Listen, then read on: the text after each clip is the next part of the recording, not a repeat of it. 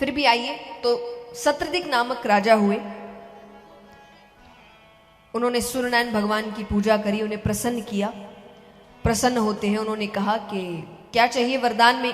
राजा ने कहा वरदान तो कुछ नहीं चाहिए, मैंने तो बस दर्शन के लिए किया, अब ऐसे भक्त कम मिलते हैं। तो वो बड़े प्रसन्न हुए तो वो गले में एक मणि पहनते थे, जिस मणि का नाम था समयंतक मणि। कौन सी मणि? आइए, कार्यकर्ताओं या बाउंसर से निवेदन है, अब जो पीछे जो बैठ उस चक्कर में ज्यादा इधर उधर हो जाता है, तो कथा में परेशानी होगी, आप बैठा दो। आज तो ऐसा नहीं है कोई बारात आएगी या कुछ होगा, तो ऐसा जरूरी नहीं कि बीच का रास्ता खाली हो, बैठा दो आप बस।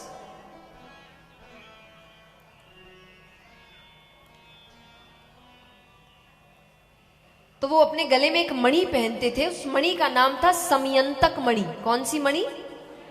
समयंतक मणि। तो राजा को वो मणि पहनाते हैं। चले गए। अब राजा हर जगह वो मणि पहनकर जा रहे हैं।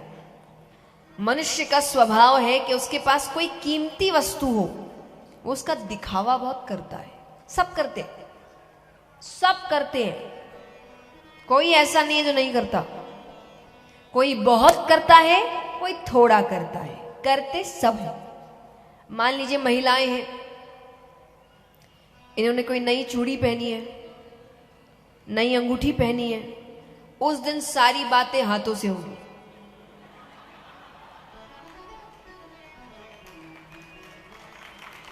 है ना? आ रही हूं मैं वहां भी, वो कम नहीं है। गले में कोई हार पहना होगा तो बार बार उसको ठीक करेंगे कि सामने वाले की नजर पड़े। ये महंगे महंगे फोन खरीदते हैं, ना इनको कोई कॉल आया होता है, ना इनको कोई मैसेज आया होता है, लेकिन जैसे ही आस पास है जबरदस्ती फोन निकालेंगे कि सामने वाले की नजर पड़े कि भाई हाथ में महंगा फोन है। सब करते हैं। देखिए, व्यक्ति की आदत है कि वो केवल सामने वाले को बोलता है। हमने जब टिप्पणी की बात की कि आप लोगों पे टिप्पणी क्यों करते हैं, आज जितनी टिप्पणियां व्यक्ति कर रहा है ना, उसका आधा भी वो खुद नहीं मानता। कोई भी, आप किसी को भी देख लो, आज जो कह रहे वो ये करते, वो करते, अगर एक बार उनसे ये पूछ ले आप क्या करते, उनके पास कुछ बोलने को नहीं होगा। तो हमारे जीवन के सिद्धांत तो लोगों के हिसाब से बदलते हैं, चीजों के हिसाब से बदलते हैं। कोई सिद्धांत है ही नहीं मनुष्य का। हाँ कि ना? मैं आपको साफ साफ उदाहरण देती हूं कि मनुष्य सिद्धांत भी अपने परिस्थिति अनुसार बदल लेता है। आप मुझे बताइए, आपके चाय में मक्खी गिरेगी तो क्या करोगे? फेंक दोगे चाय? घी में मक्खी गिरेगी तब क्या करोगे?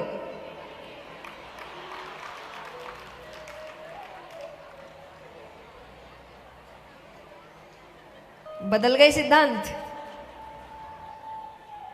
अभी तक तो मक्खी गिर गई तो चाय फेंक दिया कि नहीं हम तो नहीं, घी फेंकिए तब मक्खी फेंकेंगे।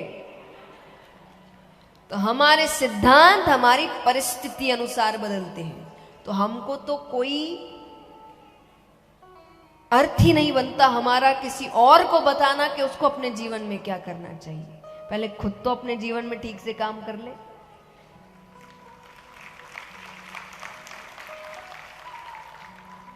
तो व्यक्ति बड़ा, तो सब करते ये दिखावा सब करते।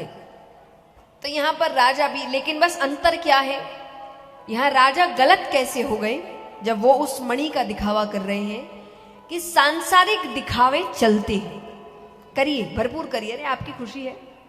आपको अगर कोई चीज खुशी दे रही है और उसमें अगर किसी और को तकलीफ नहीं पहुंच रही, सीधे सीधे एक तकलीफ तो जलन भी हो सकती है, उसमें हम क्या करें? अब आपको खुश देखकर किसी को अच्छा नहीं लग रहा तो इसमें मेरी क्या गलती है ना?